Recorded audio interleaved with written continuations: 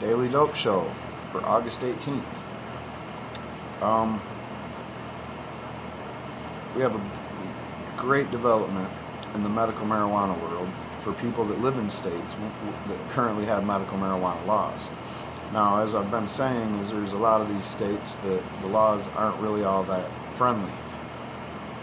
And you can essentially get caught up in them laws and probably get in just as much trouble as before Prohibition when you got caught growing weed. But the local law enforcement usually are the ones that bust you. In the case of medical marijuana, in recent years, the DEA and the federal prosecutors' offices in California, Colorado, Michigan, you name it, all these states that have been running marijuana programs have been experiencing raids and arrests and court proceedings and prosecutions of medical marijuana growers, dispensaries, medical marijuana. Anybody involved in the business is a target, and once the federal courts take over your case, you're no longer allowed to use medical marijuana as a defense in these cases.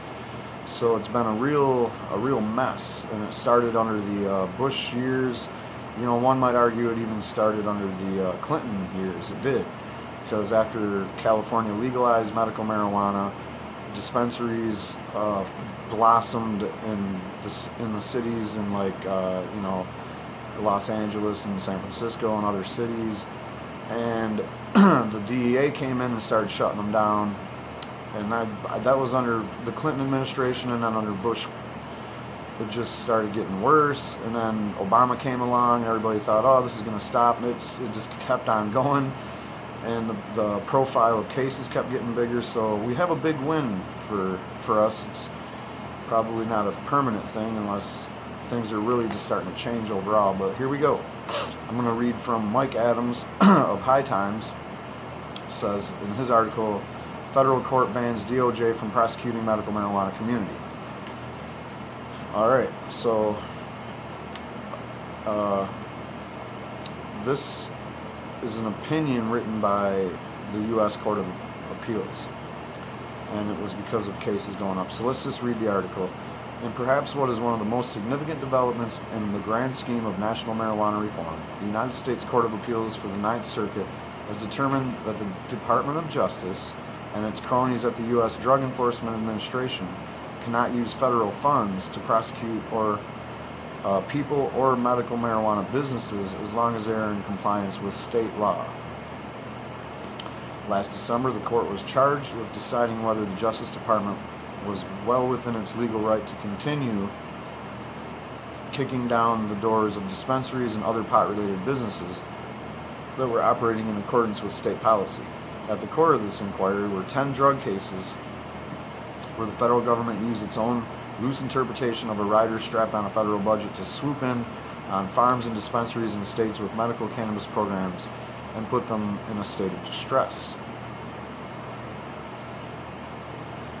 A couple of years ago, Congress approved a rider that became known as the Rohrabacher-Farr Amendment, which is intended to prevent the Justice Department from spending money to stir up trouble within the medical marijuana community.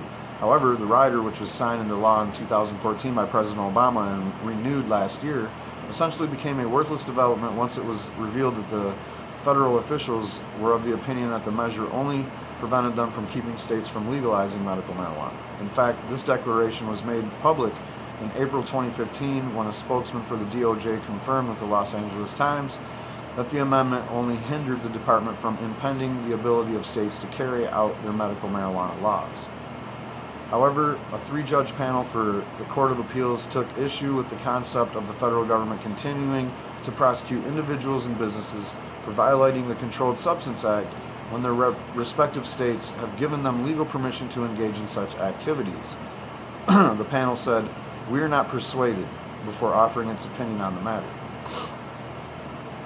And I quote, "At a minimum, the Rohrabacher-Farr Amendment prohibits DOJ from spending funds from Relevant Appropriations Act for the prosecution of individuals who engage in conduct permitted by the state medical marijuana laws and who fully complied with such laws. Judge Diarmuid F. O'Scanlan wrote for the panel. Sorry if I murdered that name. But anyway, he goes on.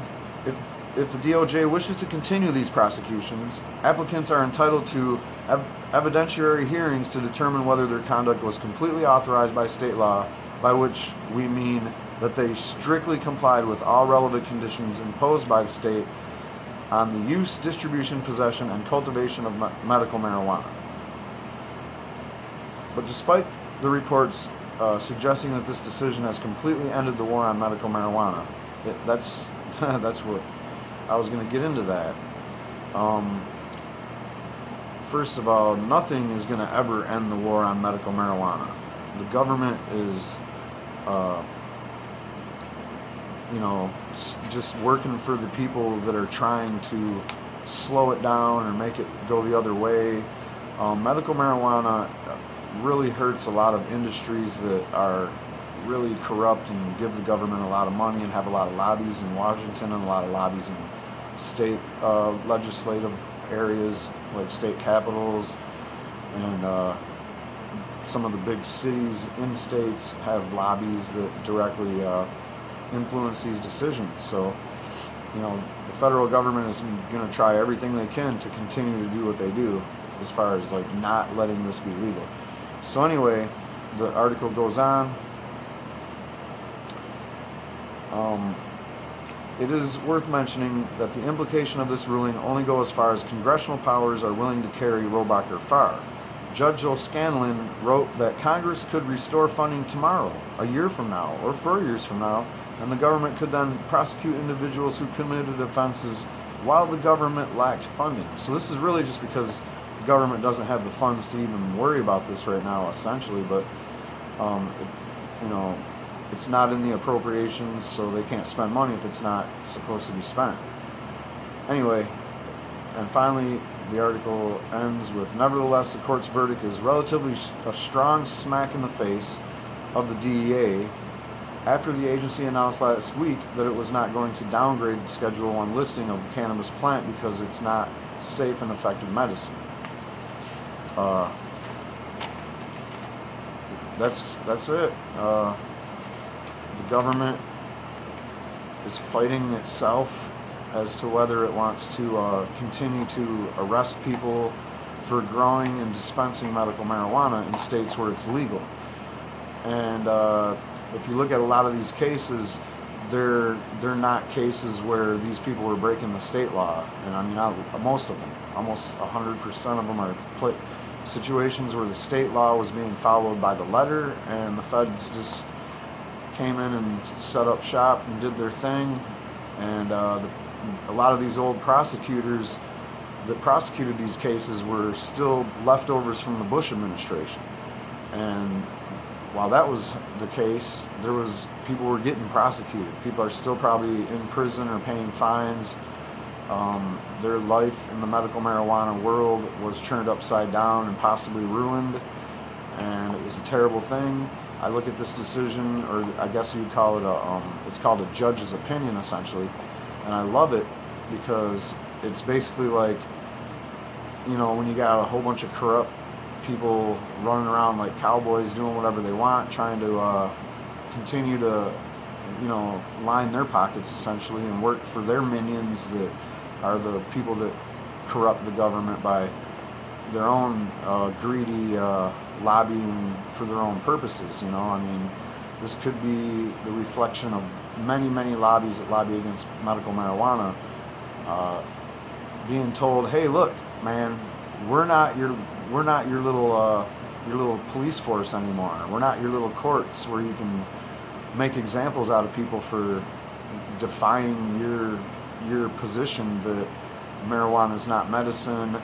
And a lot of these interests are probably the pharmaceutical interests, to be honest. That's probably the main lobby that is pushing the policing of the federal government to go after medical marijuana in states where it's legal. And it's been happening ever since the first medical marijuana laws were being explored in California, and it's still going on today. As far as I know, I haven't seen any high-profile stories about any medical marijuana bust anytime recently by the feds, so I'm not really sure what to say about that. I didn't look into it. You still see a lot of these arrests.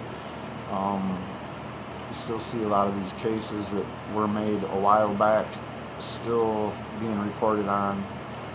And I don't know if this decision and this opinion by this judge is going to turn them cases upside down and help the people that are getting prosecuted or not. I mean, who knows? But anyway, that was the report about that. Thanks for watching.